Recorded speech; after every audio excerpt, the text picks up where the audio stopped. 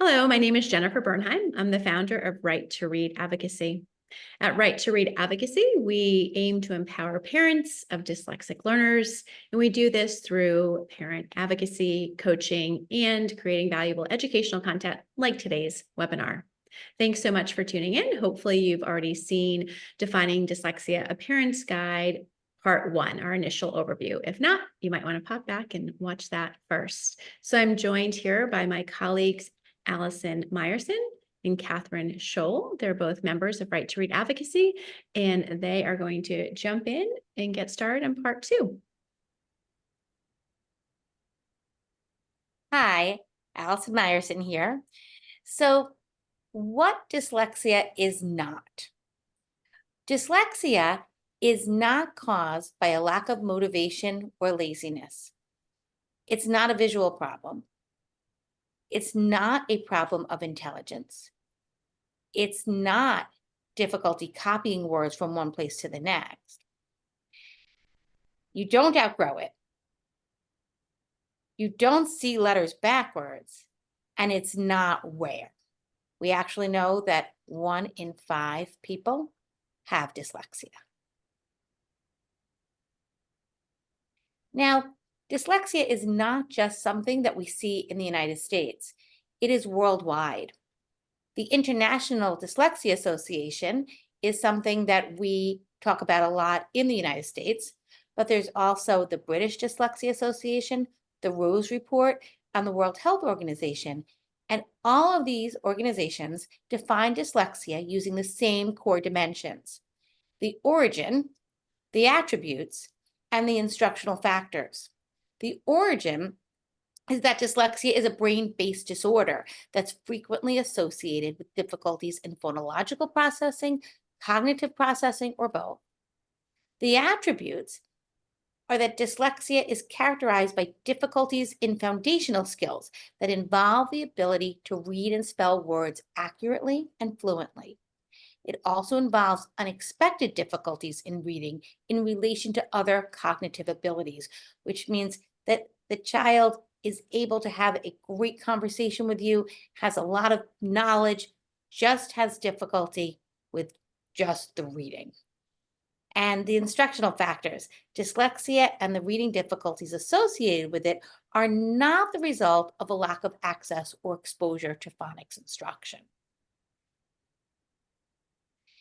This is a graphic that shows that all of these organizations from all over the world are all sharing the same definition of dyslexia.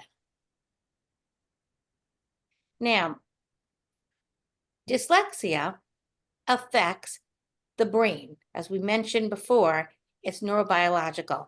So on the left is a typical brain, and on the right is a dyslexic brain. The areas on the left that are activated, that are not activated on the brain on the right, are the areas that control 2 major parts of reading: decoding words, so sounding words out, and encoding or spelling words. So the areas that a dyslexic person has trouble with are encoding and decoding. However, studies have found that those areas of the brain can be activated when using multisensory instruction. So when your child is taught using multiple modalities, sense of smell, taste, touch, hearing, seeing, gross motor, fine motor, when they are using all of those, the brain is actually rewired so that those areas that are not being activated become activated. And hence, the child is able to encode and decode.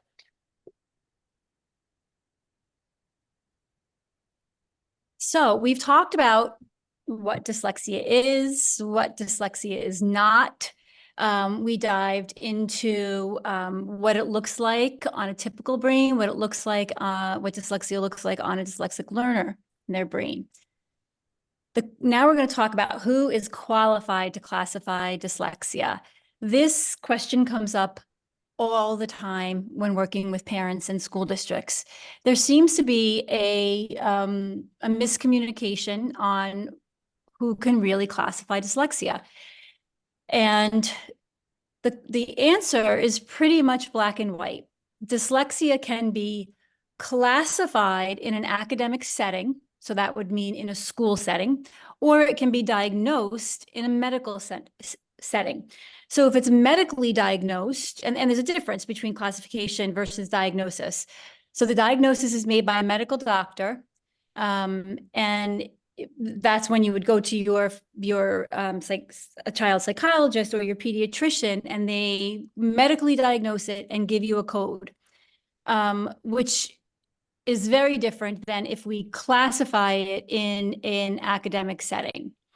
So the classification is for academic purposes only when we're talking about how can we help this dyslexic learner in school? What kinds of accommodations and modifications can we give them? And what does their instruction look like? And the National Center for Learning Disabilities and the IDA, we talked about in part one, who is kind of like the gold standard governing board of what dyslexia is and what it looks like and how we should be working with students with dyslexia. They both say that any educators, such as reading specialists, speech language pathologists, school psychologists, they are all qualified to classify your child. The National Center for Learning Disabilities states they go over what types of expertise you need in order to be able to classify. So you can't just be a general education teacher and say, you know, this child is reversing B's and D's, and this child isn't able to rhyme. He has dyslexia. That's not how it works, right? It is a team approach. So we take all of those experts that we talked about, the reading specialist, the speech and language person, the special education teacher, and all of these school professionals have to have training in giving the tests, how to read the tests, how to explain the tests. So it is a process for the evaluation to happen. But we've heard so many times from the school districts say that, oh, we can't classify dyslexia. If they tell you that, they are wrong. All you need to do is reference what the National Center for Learning Disabilities says and what the IDA says, that the school districts certainly can classify your child. They cannot diagnose, right? Just like we can't diagnose, a medical issue, but school districts can. So you start there first, and you ask their team to start with the classification if you suspect dyslexia. So, what are the signs of dyslexia? Let's look at preschool. If you notice that your child has difficulty learning common nursery rhymes, such as Jack and Jill, or have difficulty learning and remembering the names of the letters in the alphabet, or even unable to recognize the letters in his or her own name, those are signs that perhaps your child might have a learning disability of dyslexia. Now, they might mispronounce familiar words. You might see it as baby talk, but it's just the reversal of letters in the word, like cinnamon instead of cinnamon. They might not recognize rhyming patterns like cat, bat, rat. And if you have a family history of reading or spelling difficulty, because dyslexia often runs in families, you would want to let whoever is assessing your child to know that there is a family history. Now, kindergarten and first grade is slightly different because then the child is starting to learn how to read. And you might notice that when they have a picture on the page, that the word that the child is using will match the picture, but not necessarily the letters in the word. For example, if there's a picture of a dog and the word is dog, the child might say puppy, even though puppy and dog don't share any of the same letters. They don't understand that words come apart, and they complain how hard reading is. They often disappear when it's time to read. They might say that they have a stomach ache, want to go to the nurse, have to go to the bathroom. Again, there's a history of reading problems with parents or siblings. And as a parent, you might become frustrated because you won't understand why they can't sound out simple words, what's considered simple for us, such as cat, map, nap. They don't associate letters with sounds. For example, they might see the letter B and not associate that it makes the B sound. Now, when the child passes through first grade, second grade through high school, what ends up happening is now we're full throttle into reading. And what you'll see with a child who has dyslexia is that it's a very slow acquisition of reading skills. They read slowly, awkwardly, have trouble reading unfamiliar words. They often make wild guesses because they can't sound out the word. You'll think to yourself, it seems like they don't have a strategy for reading new words. It's true. They don't have a strategy because they're not making that sound symbol connection. And because of this, they avoid reading out loud because it's very uncomfortable for them. When speaking, they have word retrieval issues. So they might not be able to remember the name of something. They'll know what it is that they want to say, but they can't think of what you call the item. So they'll say stuff or thing.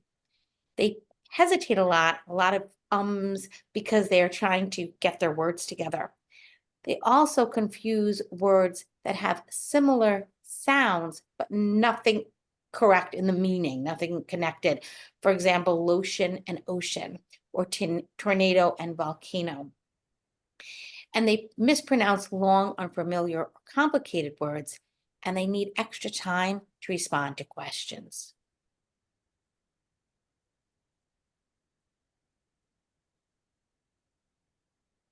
And now Catherine's going to tell you about tips you can do to help your child if you suspect they have dyslexia. Yeah, so Allison went over all of some of the common things that we see in students with dyslexia, or if you suspect that they have dyslexia. As an advocate, what do we tell our clients is that do not delay. If you suspect that your child may have dyslexia based on some of those symptoms that she talked about, early screening, early intervention is so key, because remember, we talked about the building blocks of reading, about how phonological awareness and phonological and phonics are so important. That all happens when the kids are young. So we need, if you suspect it, go right away to the teacher. And then if you need to move it along and ask for evaluations, you want to do it early. And when you do that request, you want to make sure that it's in writing. So if you have a concern, you shoot over an email to the teacher and you make sure you get a response. And make sure that you have that relationship with the teacher, that the communication is open, and check and see if she has concerns as well. So you're going to make sure that that relationship is nice, so you can get that early eval going. The universal screeners. Many states have laws that state that they have to do an universal early screener from grades K through 3. They have it in Connecticut, but they don't have it in New York. So it's important to check your own state to see what their laws are.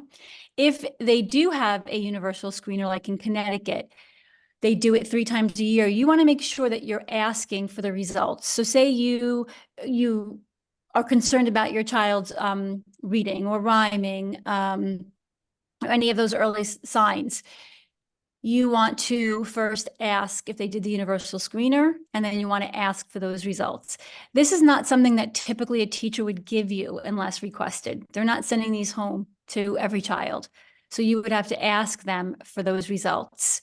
And then if they do, if your child does get into some kind of intervention, maybe it's what we call RTI, response to intervention, you want to make sure that you're asking for progress monitoring, and you want to get the results. You want to review them monthly to see if they are responding to the intervention. That's so important, because we can put intervention in place and If the student is not responding to it, we need to come up with a different plan.